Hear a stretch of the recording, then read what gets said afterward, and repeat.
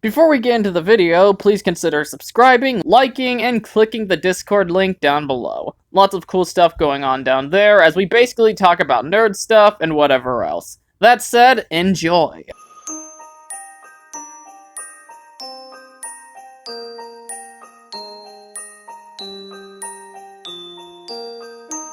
What's up, everyone? Gojin the... Hello? Hey, asshole. Christmas is over. Oh, come on, I was busy! Jerking it to pick some quiche on again, eh? No? Well, maybe. Point is, I had other stuff to do. But then they all ran away because they didn't want to do you. Will you stop? You wish you chubby chasing bitch. Often when you think of Christmas movies outside of the classics such as Home Alone, Christmas Vacation, Gremlins, and so on, what comes to mind are cheesy rom-coms made for old ladies on the Hallmark Channel. But A Year End Medley is far more than simply another Christmas movie.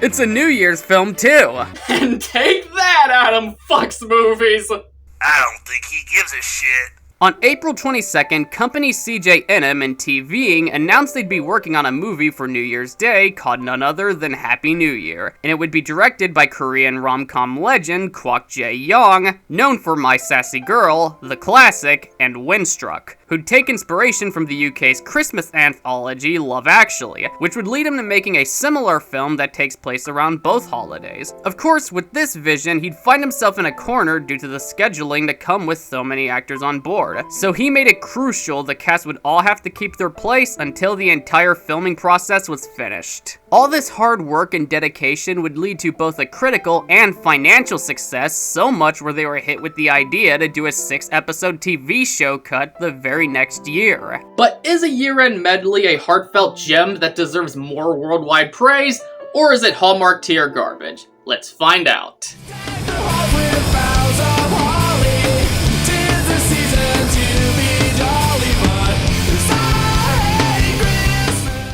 The plot of A Year End Medley, as stated, follows the format of Love Actually, so a simple summary isn't gonna be easy. It has stories of people who met each other at the hotel during the New Year holidays. Each one has their own memory to relate and create relationships, or just simply going nostalgic. Before someone brings it up, yes, I stole most of this from Google's plot summary. Leave me alone, I ain't typing all that shit. 올해도 아무 일 없이 지나가는 건가 싶어 너무 심란하고 쓸쓸합니다. 제 인생엔 왜 마법 같은 일이 생기지 않는 걸까요? Well, my good friend, I think Harvey Weinstein could fulfill that request. It might be black magic, but come on, beggars can't be choosers. As I said earlier, A Year End Medley is both a Christmas movie as well as it is New Year's, and I admire how they do that by making a 2-hour film with each one focused on their respective holidays, executed with a proper transition from Christmas gradually going away, eventually building up to that of New Year's. And the transition around New Year's Eve with the cast all feels natural, since this is a point they're at their loneliest. They're frustrated because the year is almost over and they still don't have their loved one, bringing a lot of intensity to a much-deserved second act before concluding it in a tight little bow. If you're in any way familiar with Love Actually's formula, you'll know the film follows a large set of characters, but it's balanced out well in how the story can introduce each by bouncing back to back from them, leading us to get to know the people without straying away from the other for too long. One of the standouts being the older yet gorgeous Han Ji-min as So-jin. These Asians have fucking magic or some shit. Look at her, she ain't look 40! 너 일찍 일어났다. 누나도 지금 막 출근하려던 참이거든. 어제랑 의상이 연결됐잖아. Oh, now this movie's just gonna throw personal attacks for no reason! Being a bit on the older side without a partner, Jin-so is insecure about that and tries to play it off with a fun, snarky demeanor. That's why when her crush, Seung-hyo, compliments her beauty, and she briefly stops before yet again playing it off like she doesn't care. 야, 우리 소진이 얼굴 성수기나 해? 연애하냐? 나 오늘 처음 봐. 원래 예뻤거든. Granted, Seung-hyo is actually a bit older than she is, but to her that doesn't matter because she feels like he can still do better. That's why when he jokes about her nearing 40, she looks at him disappointed because that hit her where it counts. When Jin-so is asked to sit down with him, you know what's going on in her mind. He's finally gonna confess to me. And he's not as dense as you might think. He felt the same about her, but was equally afraid to come out about his feelings. But since he still deeply cares about her, he wanted Jin-so of all people to congratulate him on getting unhitched. Kim Young-K Wong as Seung-hyo and his bride Kim Young-ju, played by Go Sung-hee, are just as powerful despite being supporting cast, because we get to know them both from Jin-so's perspective. The proposal scene is extremely heartfelt and well put together on all ends.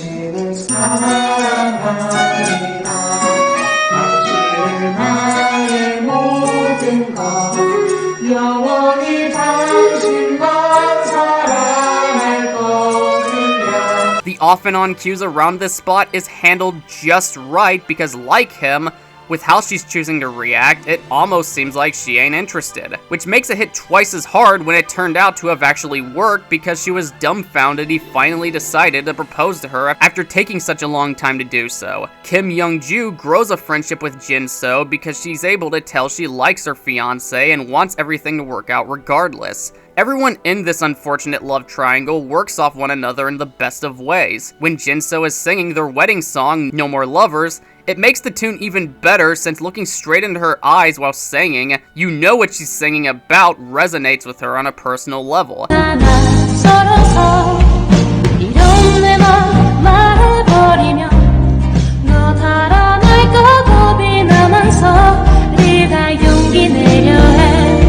And how Seung-hyo looks her in the teary eyes before him and Go Sung-hee look into each other's, even without dialogue, you know they can tell how she's feeling and want them to talk it out after the wedding. This point here is more of a personal thing for me, but I really loved how despite the fact these two liked each other and deep down still do, even with one getting married, they're still able to be together as best friends, and for me, that just serves as the icing on the cake for such a warm masterpiece. The film makes you sympathize with Jin so deeply, but it does it without being depressing and wraps up everything in a positive way that makes sense. And come on, who can say no to this adorable fucking pout?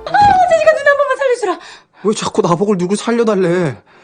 아, 나 누나 때문에 못 살겠다. Then, of course, we've got Won Jin-ah as Lee Young and Lee Dong-wook as Yong Jin. This introduction here has the correct balance of both genres. 이제 나를 보여줄 거야. 숨겨왔던 진짜 내 모습. The comedy comes in from the fact this maid gotten completely bored during her job and eventually gets caught singing and dancing like a twat, leaving awkward reactions on both of their faces. It's equally romantic though, since he's impressed about the dedicated work she's put into making everything all spick and span, and he finds her singing charming since she's got charisma and he likes that. That's why he finds himself obsessed because she's of a lower social status than him, but doesn't let that bring her down. 왜? 메이드 중에서 자기가 제일 예쁘다고 소문난 거 몰라? 두 번째 아니에요? 정 여사님 계셔가지고. Well, a little cougar pussy ain't hurt nobody, I guess. Regardless, she still finds herself intimidated in him. She views him as this all-perfect guy with nothing to worry about, when in reality, he's fighting his own demons, and that's definitely displayed when he's clearly suffering inner conflict on whether or not he should challenge his entire view on his father by opening that safe. 호텔 엠루스는 저와 여러분들만의 것이 아닙니다. 호텔에 종사하는 모든 직원들, 그리고 투스객들 모두의 것입니다. Ooh, communism! We got ourselves a faggot here! Like right here, he's very clearly trying to take his chance with her, but she finds herself so intimidated by his charm she backs out even for the necklace. The romance is wrapped in a tight little bow, starting from him getting the encouragement to tell his bosses to fuck off after finally checking what his dad kept in the locker, to him using how people been calling him immoral to comfort her in return, leading to an overall happy ending. Kang Ha-neul as Jae-yong is a little bit different from everybody else. He's been failing at his job for years, his girlfriend left him, and as a result, he's grown resentful of himself and plans to eventually take his own life. No, I didn't intentionally just sum up Professor Otaku. A type of humor I noticed the Koreans are fantastic at is exaggerating fairly dramatic situations in a way they manage to be funny by the over-the-top reactions without taking away from the fact this guy is giving up on everything when there's still someone out there who loves him.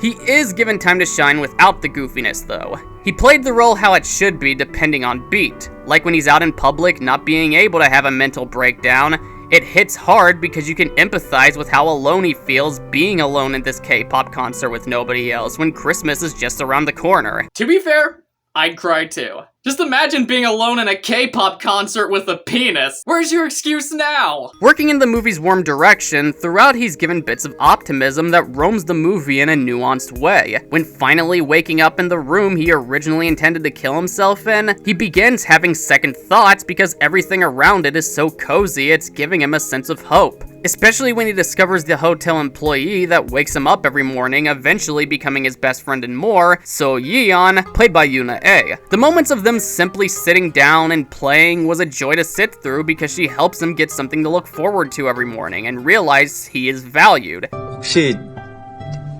이름 좀 알려줄 수 있어요? 일단 저는 강재용입니다. 아, 죄송합니다만 제 이름은 모닝콜 6입니다. 저는 인간이 아니라 인공지능 프로그램입니다.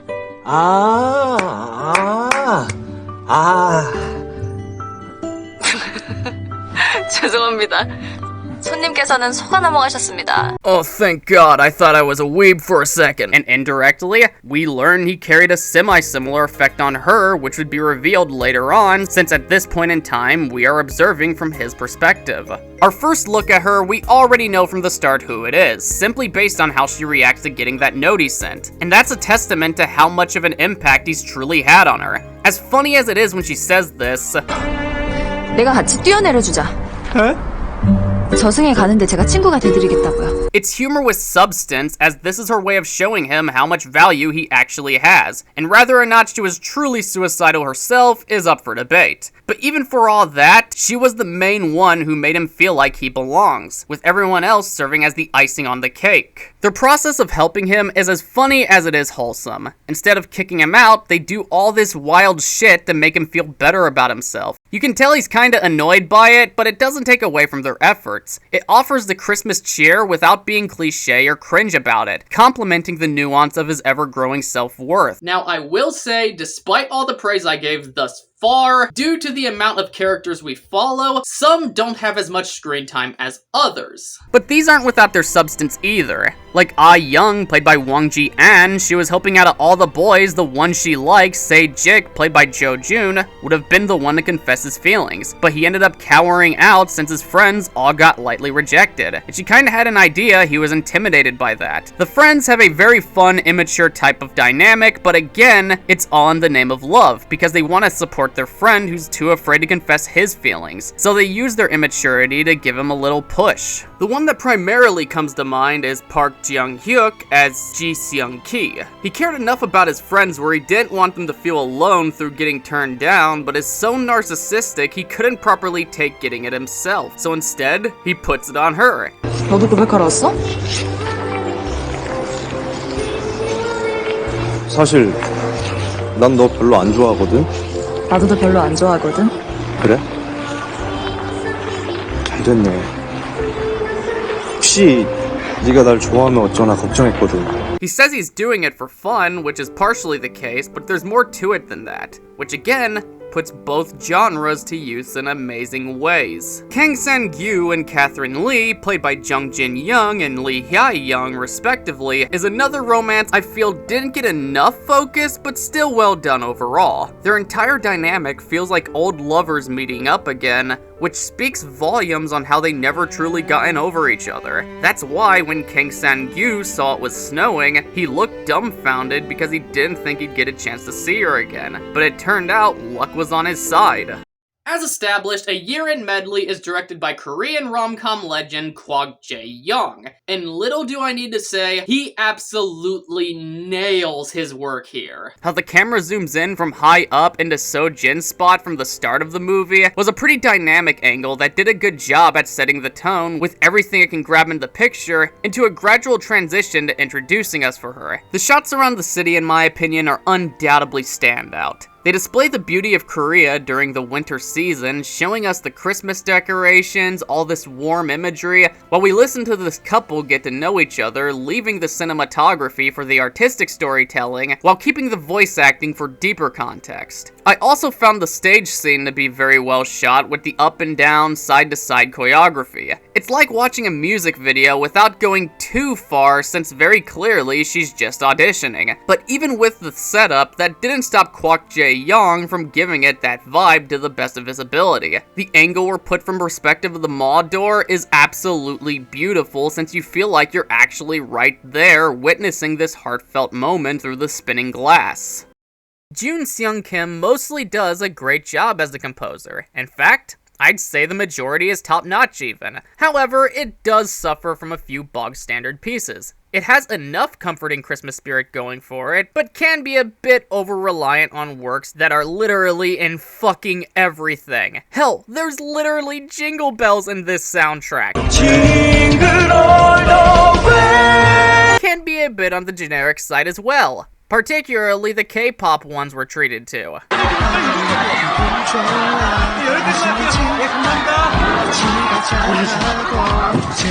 But again, the majority goes hard. When Jin So is walking with Seung Hyo, the emotional beats hit twice as deep because everyone here is treating everything like it's normal, which is kind of the point since Jin So is doing her best to avoid letting him know as much as possible. But this is where a talented composer comes in handy, because its soft depressing tone puts you in her mind of how hurt she really is by finding out her crush is off the market.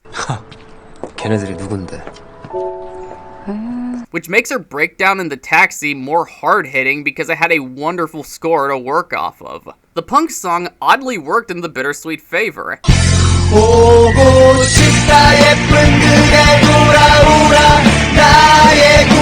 Besides the fact I personally like punk music, it's somber enough to replicate how Christmas has passed and they still didn't achieve getting their crush yet, but is a little upbeat and goofy for when played up parts like the depressed dude overreacting to seeing happy couples make out in front of him. And to give just a little bit more credit to the composer here, I really appreciated how there's an effort to capture both holidays with the musical work here. The first half is centered around Christmas, so what does it do? We're met with new and old musical works to invoke that. The second centers around New Year's, thus it uses tracks to bring that setting to life just as much.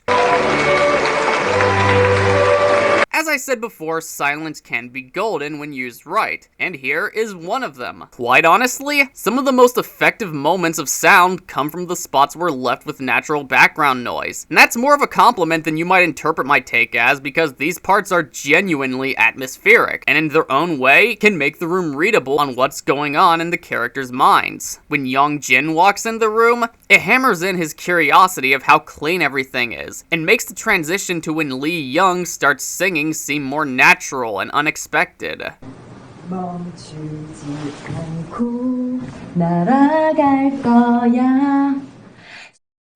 the end of the day, A Year End Medley is everything a rom-com should be. It's sweet, heartwarming, yet doesn't shy away from the less than perfect aspects in life. It just makes sure they're concluded right. The cast of characters, while some better than others, are all rich with development, and as a whole, it does an amazing job at being both a Christmas film and a New Year's one. That being said, I'm gonna award A Year End Medley a 9 out of 10 stars. Anyway, I hope every single one of you have a wonderful 2024. And remember, it is not a crime to enjoy Christmas, New Year's, or any of them. Yeah, the Academy just called. You ain't even in the bottom 50 for consideration for Best Actor. I thought I fucking hung up on you. Oh well. They're the morons who didn't automatically award Godzilla -1 for Best Picture anyway. That said, this is Gojin the Makai Phantom. Leaving the building.